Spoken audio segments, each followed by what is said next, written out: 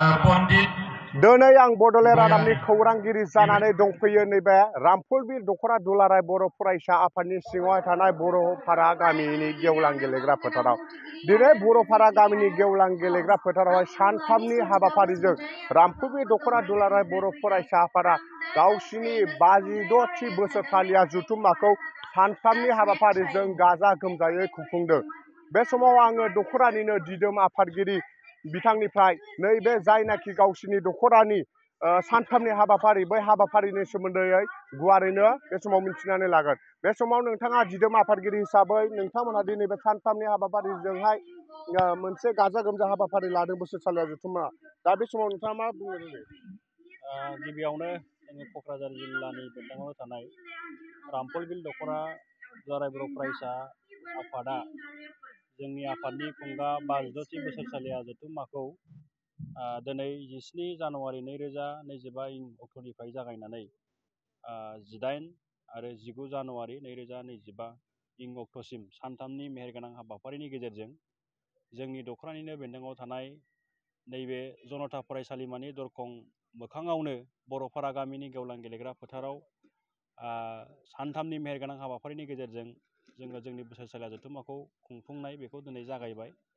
फुंबिलिनि दहाय हाबाफारियाव जोंनि गाहाय हाबग्रा लामा, मेन पेन्डेल, सेमिनार हल, आलासि न'ब्लां, जामुंसालि बे गासैबो बेखेवनाय हाबाफारिया जानानै थांबाय आरो दा जोंनि फरायसा एबा लाइमोनफोरखौ थुनलाइयारि बिथिङाव बा गेलेमुवारि बिथिङाव लोगोसे हारिमुवारि बिथिङाव खाबु होनाय, सांग्रांथि होनाय, थुलुंगाखां होनायनि नोजोरजों जोङो बे बादायलायनाय हाबाफारि बेबो सोलिगासिनो दङ आरो दसे उनावनो जोंनि आथिखाल बर' आइजोफोरनि थासारि एबा बर' आइजोफोरनि जौगानाय, गुबुन गुबुन आइजोफोरनि सायाव बा सोलिबाय थानाय बर' आइजोफोरनि आथिखालनि जे थासारि बेखौ नोजोर बोनानै जोङो आइजोफोरनि मोनसे कनक्लेभबो लादों बा आइजोफोरनि जर'खा मेलबो लादों। बे मेलाव जोङो बेखेवगिरि आलासि महरै दुलाराय बर' फरायसा आफादनि मानगोनां लोगो बुंथिगिरि थरायना बिबारि बर' बिथांखौ जोङो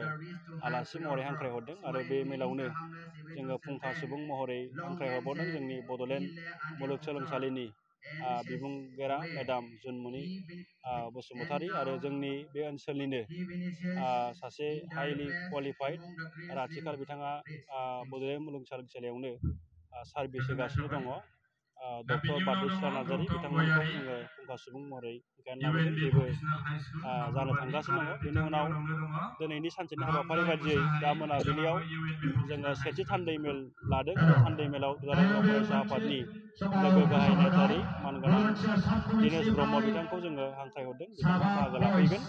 बेबायदिनो जोङो गाबोनबो बा समफोरबो सानथामनि जे हाबाफारि बेखौ खुब जोंनि दा बर' माहारिया जिहेथु जौगाफुनाय दावगाफुनाय जाथि, दा जोङो जौगाफुनाय जाथि हिसाबै दिनै जोङो गावनि गासैखौबो लानानै थांनानै थानो जुजिनायाव अभियासलि गोबां रोखोमनि चेलेन्जफोर बा बेबायदि मोगा मोगिजों जोङो जानो गोनां बेबायदि परिबेसफोरा दिनैबो बा इयुनावबो जोंनियाव थागोन। दा बेखायनो जोङो दुलाराय बर' फरायसा आफादा बर' माहारियारि आफाद, बर' माहारिनि मोनफ्रोमबो बिथिंनि जौगानाय दावगानाय जेंना जेंसिनि सायाव जोङो सम आरो थासारिखौ नायनानै मेंनाय बानाय गैयाजासे जोङो खामानि मावबोखाय जोंनि नैबे बोसोरसालिया जथुम्मानि गेजेरजों जों बेखौनो नोजोर होदों बा जोङो दासिम थामथिम जादों जे फैबाय थानाय समाव नैबे रामफलबिल गिदिरथार रामफलबिल ओनसोलनि जोंनि बर' गामिफोरनि समाज बेबस्थाखौ जोङो गोरा खालामनाय,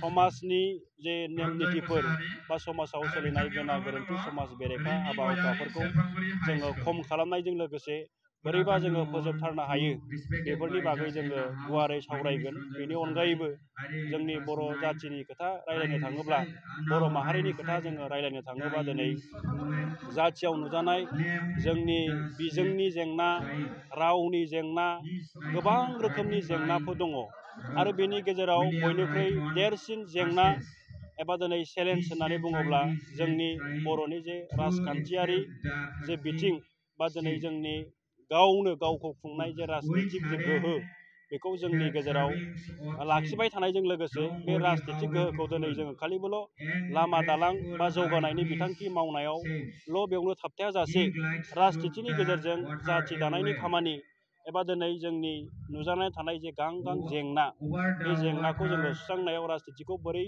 एक्सारसाइस खालामनो बा जोंनि राजनितिक एक्सारसाइसखौ जोंनि जे माने बड'फा उपेन्द्रनाथ ब्रह्मआ नुनाय जे सिमां जे गल बेसिम सौहैनो थाखाय दिनै जोङो खामानि मावनांगौनि मोनसे थासारि फैबाय। दा बेवहाय जोङो बेनिखायनो जोंनि माहारियारि आफाद समाजारि आफाद बा जोंनि राजनितिक दैदेनगिरि समाजनि गासैबो सुबुंफोरा जोङो दिनै सिन्था खालामनांसिगोन। नोंगौ बर' माहारिया दिनै गावनि जे माने संबिजिरनि जे मोन्थाय आलादा रायजो बड'लेण्डनि थाखाय सोमावसारनाया 50 बोसोरनि बारा जाबाय होननानै जोङो बयबो मिथिगौ। बे 50 बोसोराव जोंहा सोमावसारनायनि बा दिनै सोमावसारनायनि गेजेरजों जों जेखिनि मोननो हादों बेनि जे मोन्दांथि बियो जोंहा दिनै बिराद जाबाय। जोङो मालाबा राजा लामायाव ओंखारनानै बा गणतान्त्रिक सोमावसारनाय आरो माब्लाबा सिलाय लानानै सोमावसारनाय बे मोननै एक्सपिरियेन्सा मोन्दांथिया जोंनि गेजेराव दिनै फैबाय। नाथाय राजनितिनि गेजेरजोंबो बा बेबायदि पलिटिकेल एक्सारसाइसनि गेजेरजोंबो जोङो जे जोंनि जे डिमान्ड बा जोंनि जे सिमां बेखौ मोगथां महर होनायाव जोंहा खामानि दङ, मावनांगौ दङ, बेवहाय जोङो थालांगासिनो दङ। दा दिनै जोंहा मोनसे स्कप दङ जे राजनिति एक्सारसाइस खालामनायनि गेजेरजों जोंनि बिटिसिआव थानाय जे मोनसे लकसभा बियाब दङ, बेनि अनगायै जोंनि बिटिसिआवनो दा गासै मोन 15 माने एमएलए सेगमेन्ट दङ। दा बे बिटिसि एरियायाव थानाय एमएलए सेगमेन्ट बेराफारसेथिं मोनसे एमपि सिट बा रायजो सभायाव जोङो जेब्लायबो सासे जोङो एमपि मोननो हायो। दा बेफोरखौ लानानै फैबाय थानाय समाव जों बर'फ्रा ज' जायोब्ला बा जोंनि जे सेन्टिमेन्ट जोंनि जे सिन्थाधाराखौ लानानै जोङो बर'फोरनि जे राजनितिक नेताफोर दैदेनगिरिफोर जोङो ज' आवगायोब्ला निस्सय जोङो राजाव गोबां बेबायदि गोदान रायजो सोरजिजानाय जे माने जारिमिनफोर बा बैसोरनि जे माने मावदिन्थि बेखौ जोङो नायोबा नुगोन जे बिथांमोना राजनितिनि गेजेरजों सोमावसारनानै बा राजनितिक एक्सारसाइस खालामनायनि गेजेरजों दिनै झारखन्ड रायजो मोननाय गुबुन गुबुन रायजो मोननायखौ जोङो नुनो मोनदों। दा बर'फोरनि गेजेराव जोंबो नैबे एक्सारसाइसखौ खालामनो थाखाय दानिफ्रायनो नैबेयो जोंनि मोनसे सुजुग। फैगौ बिटिसि इलेक्सनाव जों खेबसे ज' जादावनो हायोब्ला बेनि उनाव जोंनि एमएलए इलेक्सन फैगासिनो दङ। गुबुन गुबुन इलेक्सनाव जोङो बाहागो लानायानो जोंनि टारगेट नङा। इलेक्सनाव बाहागो लानायनि गेजेरजों जों बोरैबा खौसे जानानै ज' जानानै जोंनि जे सिमां जोबथा सिमां बेसिम सौहैनायनि खामानिखौ जों दिनै मावनो हायो। दा बेखायनो दिनैनि समाव जोंनि खुनु मोनसे दैदेनगिरिफ्रा नेताफ्रा गुलुं गुजुं बाथ्रा बुंनाय बा गावजों गाव मुं सुलायनाय बे जिनिसफोरखौ जोङो हागौमानि बन्द' खालामनानै हमथानानै जोङो ज' आवगायनायनि जे सिमां बेसिम जोङो बे सिमांखौ जोङो बयबो नुगौ। आरो बेनि गेजेराव मोनसे राजनितिनि खोथाखौ रायज्लायनो थाङोबानो जोङो नैबे जिनिसखौ नुहुरो जे आसामाव दा 2025नि उनाव रिडिलिमिटेसन जाफिनगोन होननानै जोङो गोबाङा दिनै रायज्लायसोदों बा बियो गमामायैनो जागोन। थिग बेबायदिनो जोंनि बिटिआर गोरोबथानि गेजेरजों हयथ' बिटिसिनि आथिखालनि जे सिट बेखौ बारायनायनि बा बेखौ फुवार फोजोबनाय खालामनायनि मोनसे डिलिमिटेसना हयथ' 2 बोसोर 1 बोसोर उनावबाबो जागोन।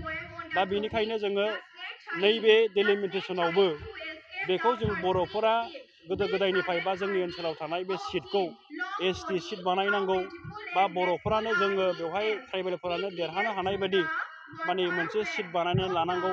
बे गासैबो अफिसियेल नन अफिसियेल खामानिफोरखौ मावनो थाखाय दिनै जोंनि बिटिसिनि गोहोआ जोंनि आखायाव थायाब्ला, बर'फोरनि आखायाव थायाब्ला बा बर'फोरजों सालायजानाय जोंनि दोलोफोरनि आखायाव थायाब्ला गुबुना जोंनि थाखाय जे गोबां सिन्था खालामगोन बा जोंनि थाखाय जे गोबां मावनानै होगोन जोङो बेखौ आसा खालामनो हाया। दा बेखायनो बै गासैबो जिनिसफोरखौ नायनानै जोङो जोंनि नैबे बोसोरसालिया जथुम्मानि गेजेरजोंनो बर' जाथिनि जे सिनायथि रैखाथि थामोनथा सोरजिनायजों लोगोसे राजनिति बिथिङावबो जोङो ज' जानाय खौसे जानाय बा खौसेयै जोङो आवगायनायनि जे मेसेज बेनि रादाबखौ बा बेनि जे मोनसे महरखौ बे बोसोरसालिया जथुम्मानि गेजेरजों जों होनो हायो नामा, बेयो जोंनि मोनसे सावरायनां आयदा जागोन, जोंनि बेयो मोनसे हाबाफारि जागोन।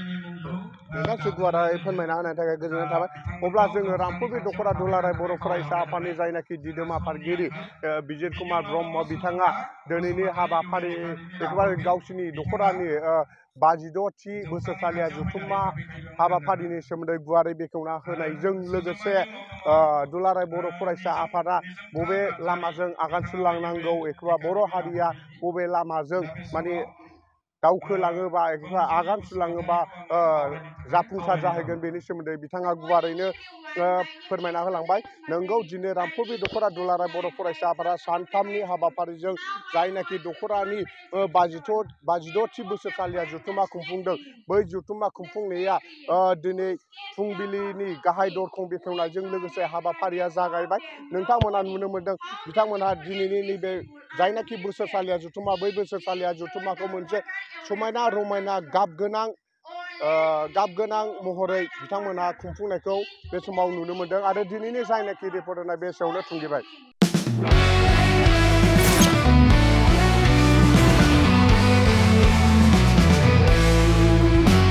नोंथांनि जिउआव जायखिजाया खामानियावनो हेंथा नुजाथिदों नामा? गोब्राब नाजासेयावबो जिउआव जाफुंसारनायखौ मोननो हायाखै नामा? जुदि नोंथाङा बेफोर बायदि जेंनाफोरजों मोगा-मोगि जानांदोंब्ला बे खेबनिफ्राय जिंगासिनांगौ गैलिया। मुलुग दरबाराव तन्त्र मन्त्रनि थाखाय बयनिख्रुइबो मुंदांखासिन थावनियानो जादों मायां। मायांखौ साधु बिद्यानि रायजो होननानैबो मिथिनाय जायो। बे मायांनिफ्रायनो तान्त्रिकनि सोलोंथाइ लानानै फैदों मुंदांखा रबि कबिराजा। बिथांनिफ्राय नोंथाङा नोंथांनि जिउनि गासिबो रोखोमनि जेंना जेंसिफोरखौ सुस्रांनानै लानो हागोन। बिसि फिसायनि गेजेराव जेंना, गोसो थोनाया गारनानै थाङोब्ला लाबोफिननाय, जुलिनि जेंना, साख्रि मोननो हायै, हा-हु, धोन सम्पथिनि जेंना, बायदि बायदि जेंनानिफ्राय उदां जानो एबा सुस्रांनानै लानो थाखाय नोंथाङा दिनैनो दानो जगाजग खालामनो हागोन रबि कबिराजखौ। रबि कबिराजखौ जगाजग खालामनो थाखाय मबाइल नाम्बार 7099193841 एबा 7086047381 आव कल खालामनो हागोन।